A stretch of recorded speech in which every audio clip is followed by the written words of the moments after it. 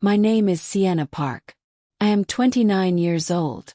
And the night my brother stole my voice in front of a crowd of strangers was the night I stopped believing blood meant loyalty. The warehouse had been buzzing long before I even reached the door. A line of fans curled around the block, phones glowing in their hands, their breath hanging in the winter air as they waited to get inside. Neon lights pulsed against brick, and somewhere inside, bass rattled the walls so hard it felt like the city itself was breathing with anticipation. I held my invitation in trembling fingers, except when the guard scanned the list, my name wasn't there. Not on the list, he said flatly, moving on to the next guest like I was invisible. I laughed nervously. That has to be a mistake. Check again, Sienna Park. Still not there. My chest tightened. I'd been in every rehearsal, every writing session. The songs, they were mine. How could I be shut out of my own work? Then I heard him. Sienna, over here. It was Jax. My older brother. My partner. My first and oldest friend. He stood in the side entrance, dressed sharp in a jacket I'd never seen before, a cap tugged low over his eyes. He didn't look nervous. He looked ready. I hurried to him, my notebook pressed to my chest. The notebook, the one filled with lyrics and scribbled margins, the one we'd pulled lines from to build the song that had gotten him noticed. The security guard glanced at Jax, then stepped aside without a word. Just like that, my brother's name carried more weight than mine ever had. Inside, the hallway smelled of citrus cleaner and damp concrete. My footsteps echoed. I whispered, "What's going on? Why wasn't my name on the list?" Jax's jaw tightened. "Just an industry thing," he said, eyes fixed ahead. "Don't worry about it." But I did worry. His tone was clipped. His body angled forward like he couldn't wait to leave me behind and step into the light. A distance had crept in between us, one I couldn't name but felt everywhere. We slipped out onto the side of the stage, just beyond the blinding white lights. The crowd was a sea of faces, phones already lifted, hungry for what was coming. A woman in a tailored black suit appeared, sleek and sharp as a blade. She smiled at Jax, shook his hand like he was already hers to manage, and then flicked her eyes at me. "And you are?" Before I could answer, Jax cut in. "She's with me. With me. Not my partner. Not co-writer. Not equal." The words stung worse than the icy air outside. The host took the stage, microphone booming. "Tonight we welcome a fresh voice, a new storyteller, an artist ready to take the world by storm." The crowd erupted. And then my brother's name rang out. He walked on stage to a roar of applause, bathed in light that erased me completely. He cradled the guitar, strummed once, and then opened his mouth. And my world stopped. Because the lyrics pouring out of him were mine. Every line I had bled onto paper in the quiet of our cramped apartment. The imagery I had dreamed up since I was 15, scratched into notebooks when no one else cared to listen. My words. My story. I sung. The crowd swayed and cheered, swept away, unaware that every note cutting through the air was stolen. I waited, breath caught in my chest, for him to say my name, to acknowledge me, to share the stage like we always promised. He didn't. When the song ended, the host beamed. "Incredible writing," they said. "Where did you find the inspiration?" And Jax smiled into the mic, humble, practiced, and false. "I just wrote what I know. It's all me. All me." The applause thundered, rattling the floor beneath my feet, but I heard nothing except those two words. And then my phone buzzed. I pulled it from my pocket with shaking hands. A notification glowed. Joint account withdrawal confirmed. Full balance transferred. Northline Holdings. The money I'd saved, the life I'd built, gone in an instant. I stared at the screen, the roar of the crowd fading into a low hiss in my ears. On stage, my brother raised his arms, basking in the glory of a spotlight built on my words, my savings, my trust. And as our eyes met across the stage, he looked right at me. Not with guilt, not with regret, but with the cool detachment of someone who had already made his choice. In that moment, I knew two things with a clarity that cut through the noise. My brother had betrayed me, and I would make sure he regretted it. Hang on, before I tell you what happened next, make sure you've subscribed and left your thoughts in the comments. This part gets intense. People think betrayal happens in one clean strike, like a knife you never saw coming. But the truth is, it's built over years, in tiny fractures you convince yourself aren't real until the whole foundation caves in. For as long as I can remember, Jax was the one person I thought would never betray me. My older brother, my shadow, my shield. When Dad walked out when we were kids, it was Jax who pulled me into the backyard, threw a blanket over us and whispered, "Don't cry, Sienna. We'll be fine. It's us against the world." And I believed him.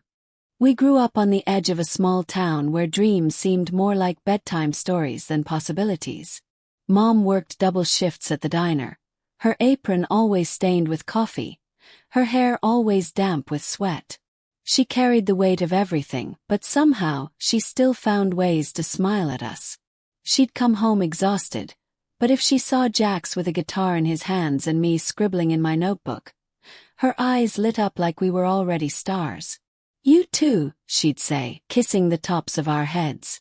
"You're gonna get out of here. Just promise me you won't stop dreaming." So we didn't. Jax found an old acoustic guitar at a yard sale. 3 strings missing, a crack in the body, but it was enough. He played until his fingers bled. And I wrote. Stories at first, then lyrics, then songs that made sense of the noise in my chest. He'd hum a melody, and I'd scribble lines that fit. It was never his song or my song. It was ours. By high school, people were whispering about us. The Park siblings. Talent too big for this town. Jax with his easy charm. His voice that could make the hair on your arms rise. Me with the words, the stories that dug under people's skin and refused to let go. But even then, cracks showed. When people praised him, he basked in it, smiling, soaking it up like sunlight. When people praised me, he smiled too, but tighter. Once, after a show in the school gym, a teacher told me, "Sienna, your lyrics are something special. You've got a gift." Later that night, Jax tossed his guitar into the corner and muttered, "Guess I'm just your backup then." I laughed it off, thinking he was joking. But the edge in his voice stuck with me. Over time, little things piled up. He started introducing songs we wrote as his work. When girls at parties crowded around him, asking about his inspiration, he'd wink and say, "It just comes to me." And when I nudged him, reminding him of my notebook full of drafts, he'd brush it off. "Relax, Sienna. They don't care who writes it. They just care how it sounds." I told myself it didn't matter. As long as the music got out there, as long as we were in it together, who cared about credit? But I cared. The first real fracture came the night he brought home a contract. Some guy he'd met at an open mic had connections in the city. "They want me to send demos," he said, his eyes bright, his smile unstoppable. This could be it. I asked, "Us, right? They want our demos." He hesitated. "Too long." "Yeah," he said finally. "Us." But when I flipped through the papers later, my name wasn't anywhere. Just his. When I confronted him, he waved it off. "It's just how the industry works, Sienna. Don't be naive. I'll get us both in. You just need to trust me." Trust. That word became a weapon in his hands, one he used every time I noticed the cracks. When he took our savings to cover equipment costs. When he signed gigs under his name alone. When he brushed off my worries about being left behind. "Trust me," he'd say. And every time I swallowed my doubts. Because he was my brother. Because family was supposed to be unshakable. Because I couldn't imagine a world where Jax wasn't standing next to me. But looking back now, the betrayal didn't start on that stage. It started years earlier, in those quiet moments when he let ambition outweigh loyalty, when he chose applause over honesty, when he decided my silence was easier than my recognition. I should have seen it. I should have known. But I didn't. And that blindness would cost me everything, until I decided to make it cost him more. The first time I truly realized how far he was willing to go wasn't at a concert or in a contract. It was at home one quiet night, when I discovered the secret that would unravel everything. Before we move on, take a second to hit subscribe and drop a comment. I'd love to hear what you think so far. The night it all shattered wasn't loud at first. It was deceptively quiet, the kind of silence that makes you believe nothing could possibly go wrong. I was sitting at my desk, headphones on, scrolling through emails for freelance copywork. Money was tight. Jax had convinced me to quit my part-time cafe job to focus on our music, but gigs had been drying up. I depended on him to keep us afloat. At least that's what I thought. Then the notification came. An article link sent by a friend. Congrats on the feature. Didn't know you guys were at that level. My heart jumped. Feature. We hadn't gotten any press. Click. There he was. Smiling under stage lights, guitar in hand. His name in bold letters at the top of the article. The rising star of indie rock. I scrolled feverishly. Quotes about his passion, his lyrics, his dedication. My lyrics. My nights bent over notebooks, bleeding words until dawn. Not a single mention of me. Not one line. My stomach twisted. I stormed into his room. The article pulled up on my phone. He was lounging on the bed, scrolling casually, a smirk already tugging at his lips. He knew. Jax, what the hell is this? I snapped, shoving the screen toward him. He glanced at it, shrugged. It's exposure. Good for us. Good for us. My voice cracked. My words are in that article. Every song they quoted. I wrote those lyrics. Why isn't my name anywhere? His smirk hardened into something colder. Because Sienna, no one cares about the writer. They care about the performer. Face. That's me. You want credit. Start singing. Otherwise, stay in your lane. The words hit like a slap. Stay in my lane. My chest burned. We built this together. From the beginning. You promised. He cut me off, his tone sharp. I promised to take us somewhere. And I am. But you're dragging me down with your constant demands. Do you really think anyone in this industry is going to look at you? Your background. Support. You're nothing without me. Froze. The words echoed in my skull, each one a nail driving into everything we'd ever been. Nothing without him. He leaned back, satisfied, as if he'd finally spoken the truth he'd been holding in for years. Face it, Sienna. I'm the star. You're just convenient. My throat tightened. I couldn't breathe. The room felt smaller, darker. I staggered out, clutching the phone like it was proof of something more than betrayal. Proof that my own brother, the boy who once whispered promises of us against the world, had rewritten our story to erase me. That night, I lay awake in the dark, staring at the ceiling, my chest aching like it might split open. The weight of it all pressed down on me. Years of sacrifice, years of belief, years of loyalty turned into ashes in my hands. And then came the final blow. The next morning, while he was in the shower, his laptop pinged. An email. I shouldn't have looked, but curiosity bled into desperation. It was from a manager, congratulating him on securing a solo contract. National tour. Promises of fame, money, brand deals. The kind of opportunity we had dreamed about since we were kids. Only his name was on the dotted line. Only his. I stared at the screen until my vision blurred. The contract was real. The betrayal complete. The boy who once promised me forever had sold me out for lights, applause, and the chance to be seen alone. And for the first time in my life I felt truly, utterly powerless. I closed the laptop, my hands trembling, my chest hollow. But even in that lowest moment, somewhere deep inside, a spark caught fire. He thought he had left me with nothing. But he didn't know me at all. Before we go any further, click subscribe and let me know in the comments. What would you have done in my shoes? For days after I found that contract, I drifted through my life like a ghost. I'd sit on the couch, stare at the blank TV screen, replaying his words in my head. You're nothing without me. Your background, support, convenient. Each sentence echoed like a curse, gnawing at me until I felt like I might cave in completely. Barely ate, barely slept. I was a shadow of myself, until one night, staring at the ceiling, a thought cut through the fog.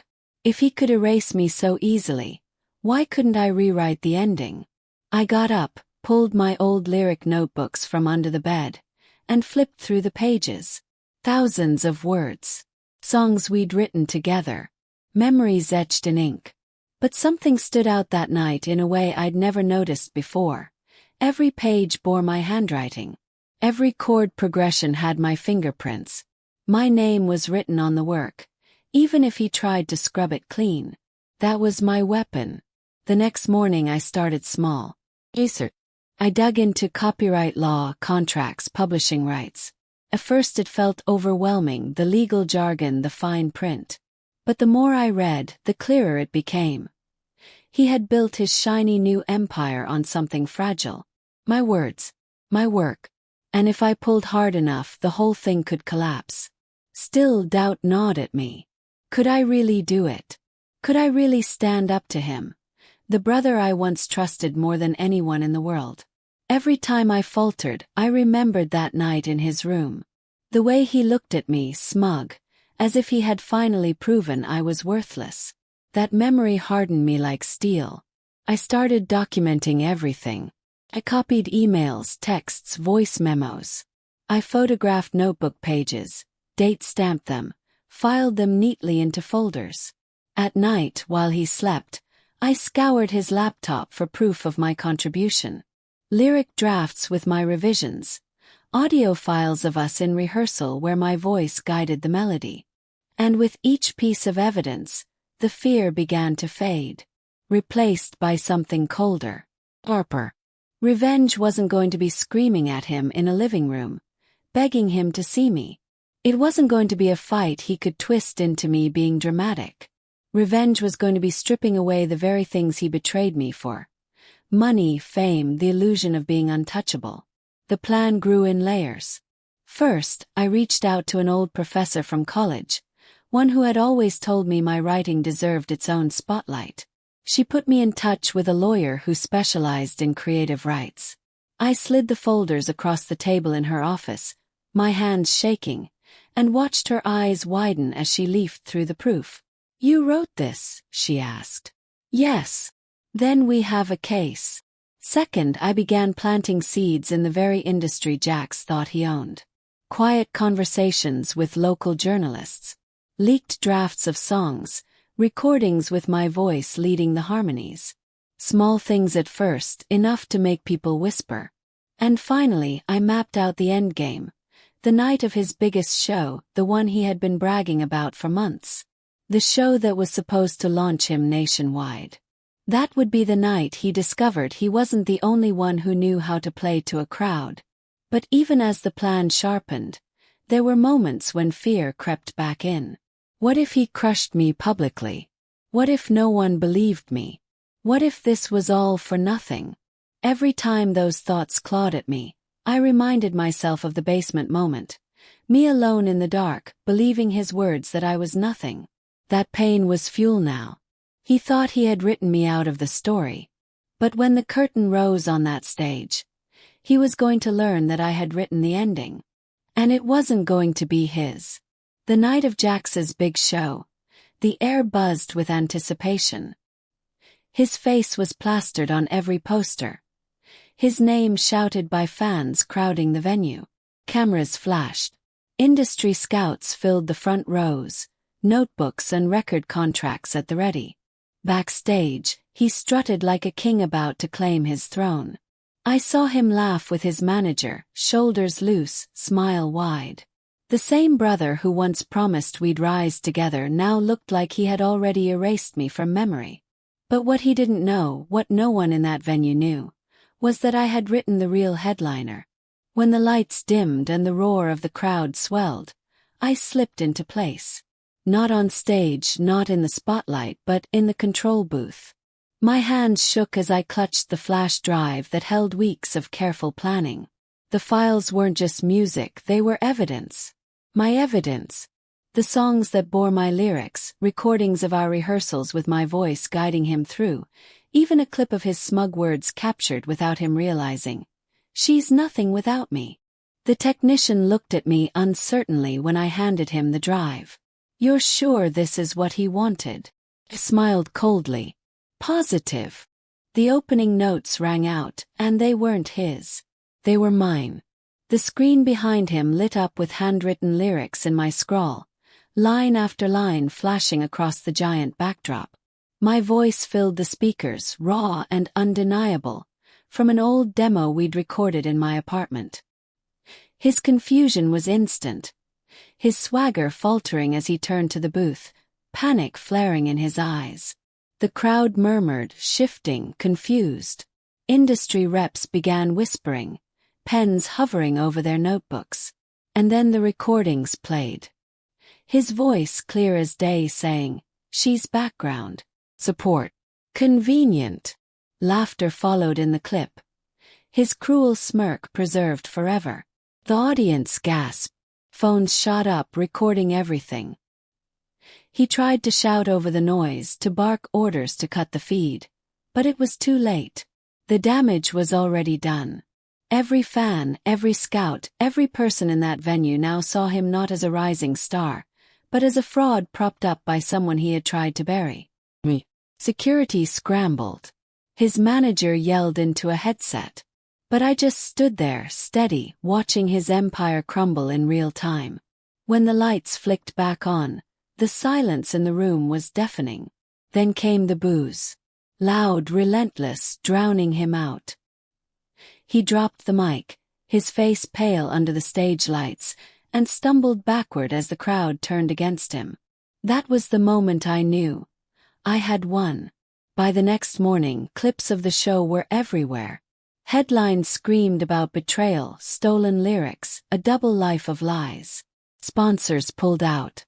Industry contacts vanished. His so-called fame burned out faster than it had sparked. And me.